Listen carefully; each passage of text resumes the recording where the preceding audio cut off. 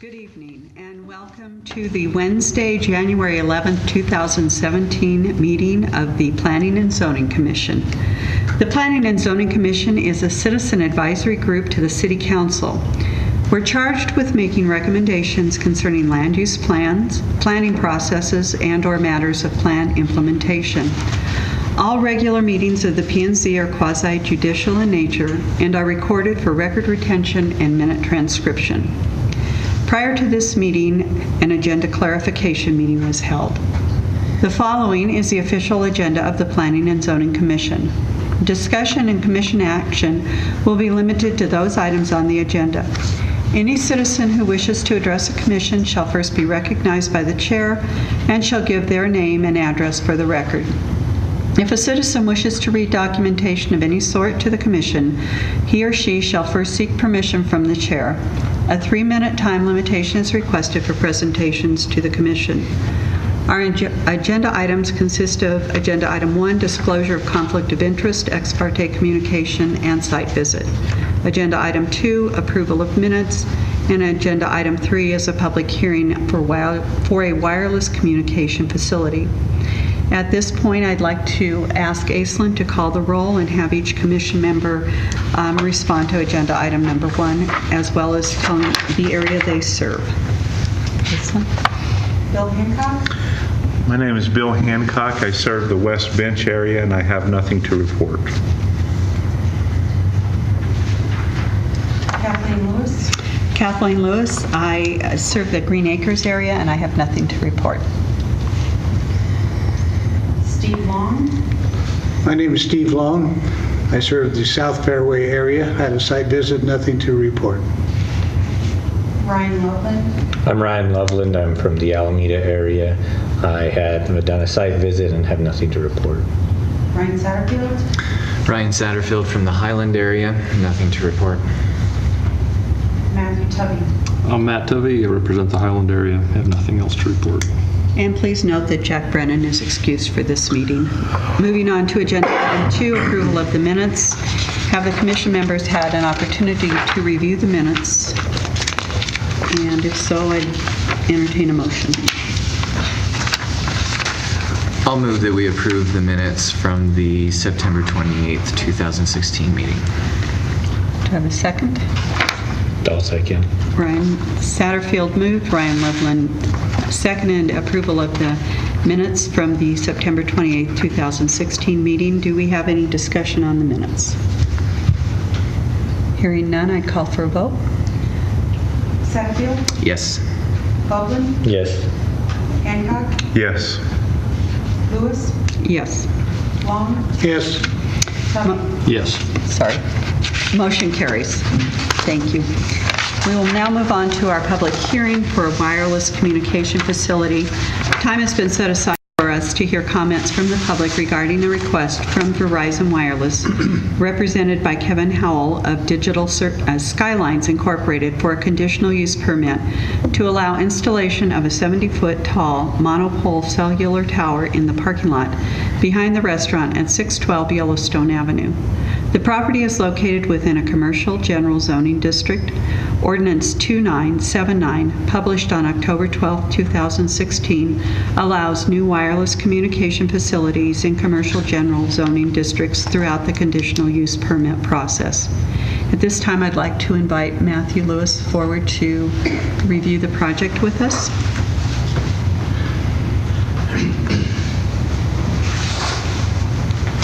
Good evening, Madam Chair, Commission members. Matthew Lewis, Planning Division Manager.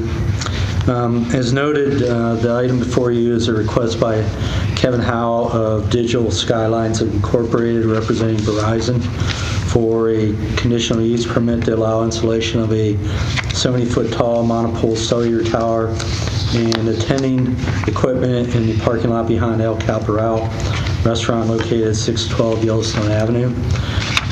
That is outlined in Exhibit 1. The property is located within a commercial general zoning district. The wireless communications towers and facilities ordinance specifically Section 1542.090, zoning districts and land use, allows new towers not in public rights of way in commercial zoning districts through the conditional use permit. As far as the general background, the previous WCF ordinance prioritized placement of communication facilities, with the first being A, co-location on existing tower, structure, or building, and then B, on city-owned property. In January 2015, Verizon Wireless submitted an application for placement of a WCF tower at the same location, 612 Yellowstone Avenue. The applicant noted that in the area Verizon Wireless desire to serve, there are no buildings tall enough for the Verizon Wireless proposed antennas. Regardless, based on prior order, placement of a tower and attending equipment on city property needed to be exhausted. Thus, the application was sent back. Verizon Wireless then submitted an application to place a 110-foot faux pine tree in Alameda Park, which was considered by the City Council in June 2016. The request was not approved. As far as other locations, Verizon has identified one tower located at 396 Taft Avenue. It has the necessary height. Verizon Wireless also has a site at 1750 North First Avenue. Due to the fact that towers are only about 0.88 miles apart, according to RF engineers, the service areas of the two towers overlap too much to be effective for the target area. Project details are included in Exhibit 3H provided in your packets. According to Municipal Code Section 1542.120, the Planning and Zoning Commission shall review the facts and circumstances of the proposal in terms of the standards that are set forth in that code section. I can go through all of those, but I think the ones that I would like to specifically touch on would be number 6, which is would the use be detrimental to the public interest, health, safety, or welfare of the city and its proposed location, size, design, and operating characteristics? Staff finds that the tower will not be detrimental to the public's interests, health, safety, or welfare of the city, provided that all FCC requirements are adhered to. The facility is intended to provide better cellular coverage for the targeted area, basically in an area bounded by Alameda Road on the north, Jefferson Avenue on the east, and Maple Street on the south. As part of the application, submittal information provided by the applicant included photo simulations of before and after placement of the tower and equipment. These are provided in Exhibits 2A through 2B. Details regarding the location and elevations are provided in Exhibits 3A through 3H.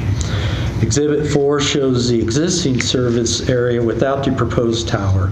As mentioned earlier, the facility is intended to provide better coverage for the targeted area, again bounded by Alameda Road on the north, Jefferson on the east, and Maple on the south, and this is reflected in Exhibit 5.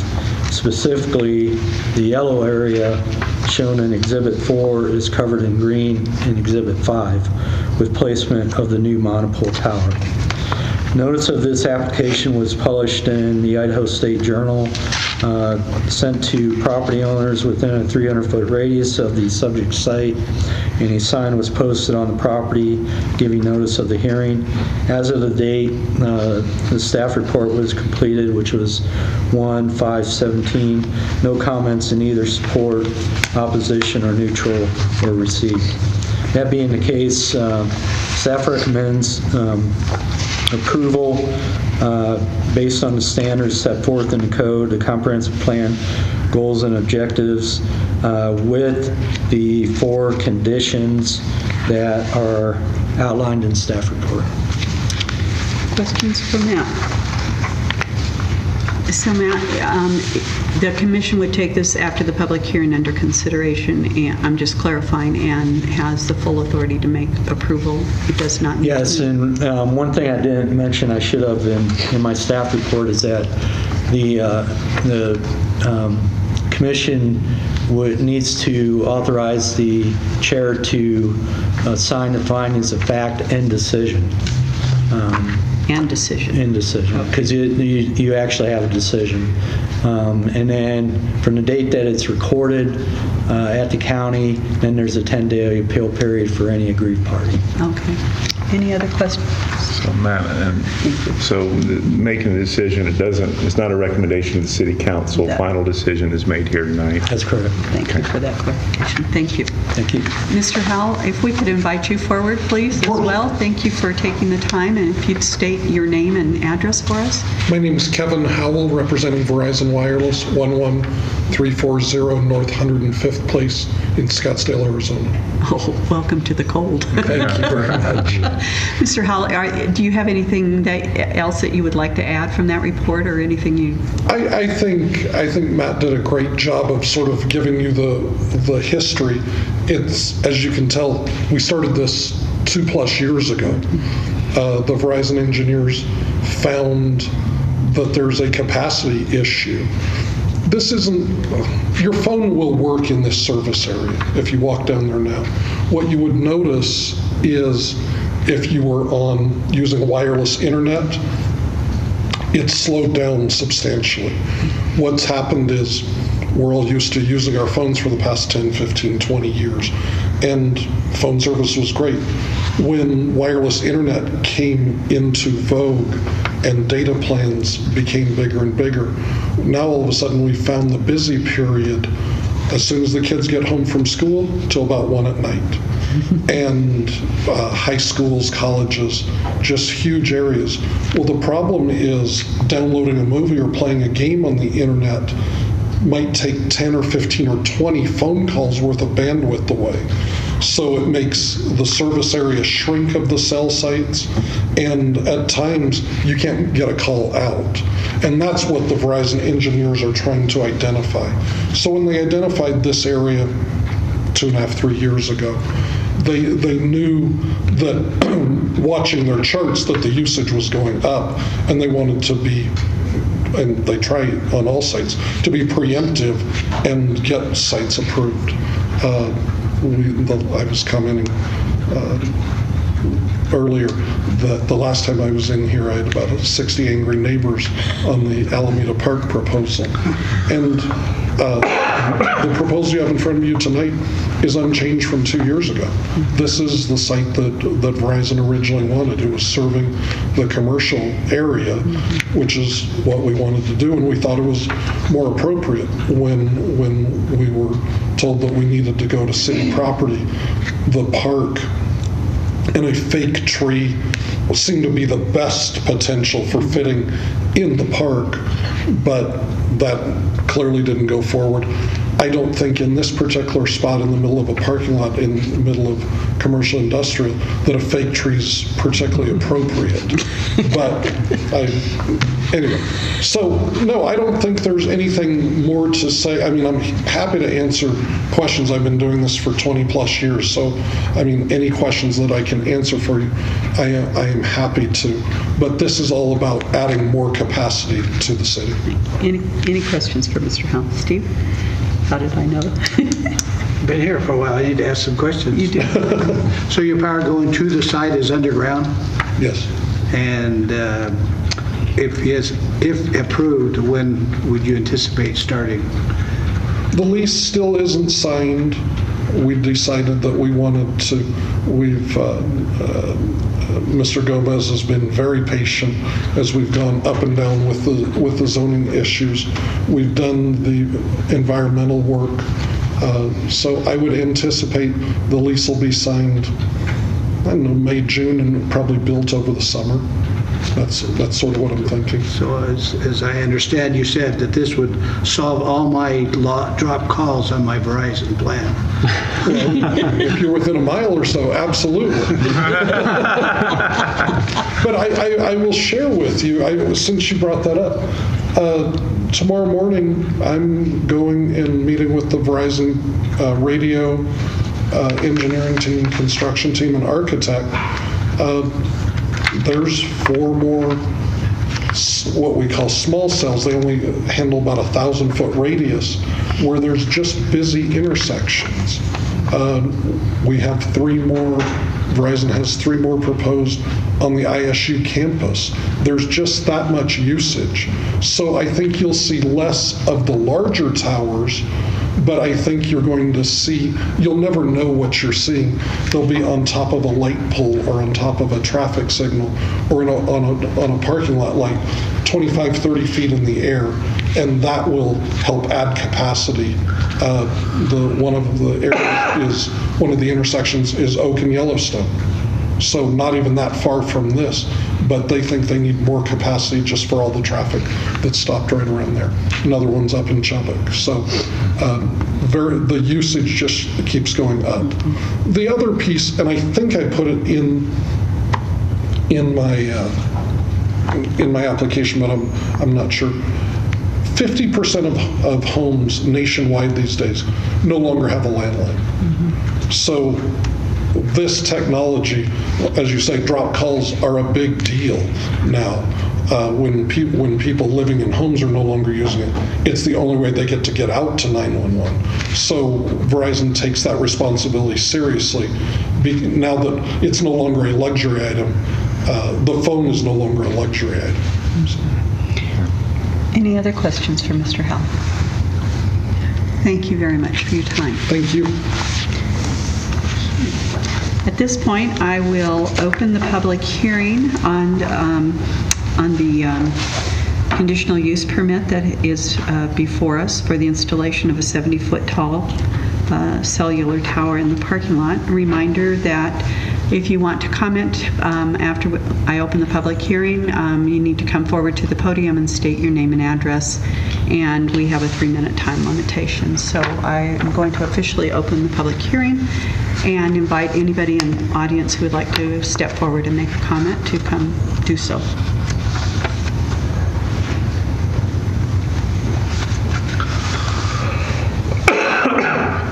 My name's Ellen Carlson. I live adjacent to the block where they want to put that cell tower. I really don't want it there. Ellen, excuse me, Mrs. Carlson, would you give us your exact address, please? 625 Warren Avenue. Thank you very much. Please proceed. But, yeah, I can look out my window and see that parking lot, my kitchen window. I don't want cancer and everything else crawling into my house and everything, you know, how it goes around. I just don't want that there. I think they need to put it in a more isolated area where they're not crossing paths with people continuously. I definitely don't want it in my backyard. Okay. And they do cause cancer. I mean, it's a known fact. There's cancer, there's illnesses, there's known illnesses. I've got reports from the internet that, you know, that I could verify all that, but that's what I know that I've read. Okay. So I'm totally against it. Okay. Thank you. I appreciate your... What is the if people don't turn out against it, is it just going to be allowed to go up? Well, Ms. Carlson, what we're doing right now is we've had a presentation about the conditional use permit. We opened the public hearing for public comment. I will officially close the public hearing if we have no other comments after yours, and then the commission will take under advisement whether to approve or not approve the conditional use permit. Okay? Thank you. All right, thank you. Any other comments, public comments? Seeing none, I will close the public hearing at this point. And the commission has before it a request for a conditional use permit to install a 70-foot tall monopole cellular tower in the parking lot behind the restaurant at 612 Yellowstone Avenue. Is there discussion among the commission prior to moving forward? So we had, Matt mentioned, right, the federal law states that we cannot deny them due to emissions, right, as long as they are under, Matt, could you just summarize that mind? for us real quick? just so I don't misquote you. That's what I was looking for. Madam Chair, Commission members, Matthew Lewis. Yes, based on the Telecommunications Act of 1996, the Planning and Zoning Commission or the council or any entity of that nature may not regulate the placement, construction, or modification of wireless communication facilities on the basis of the environmental effects of radiation or radio frequency emissions, so long as facilities comply with the FCC regulations concerning such emissions. So, and that's from the 1996 Telecommunications Act. So, and Kevin could probably answer this better than I can, but if they meet the FAA, FCC requirements, they're going to be within whatever their standards are for radio frequency and so forth. So, And we can. and that is a requirement that's within the staff recommendations as well. Comply with those limits imposed by the FAA and FCC. Now, if the commission decides, no, this isn't there could be a different place on Yellowstone Avenue, that this is not the ideal location, then that would be a safe denial. That would be an alternative. I guess, or alternative. Other questions for Matt? Matt, if I could, and I'm probably kind of throwing you on the spot here, for the surrounding zoning, as we go back behind it with Pershing and Warren that are behind there, do you know or have how far the commercial zoning goes and then what the zoning is behind there? Pershing goes about so you still have commercial on the Pershing. east side of Pershing. I believe it goes probably about half the block, which is about 150 feet. The closest residence from the tower to the closest residence would be 300 feet. So that's a city block, Okay. typical city block. When you get to Cedar, between like Pershing and Cedar, that little commercial mall right there is commercial, but probably the other homes that are on that Walnut or whatever street that is would be residential. Is that considered a mixed use then there, east of Pershing, commercial and No, it's residential? solid residential. Once you get into the neighborhood, from that point going all the way to Jefferson, it's all solid residential. Sure. As far as zoning and even use. Other questions while we have Matt up here? Thank you. Thank you. Further discussion? Okay, I would look for a motion then.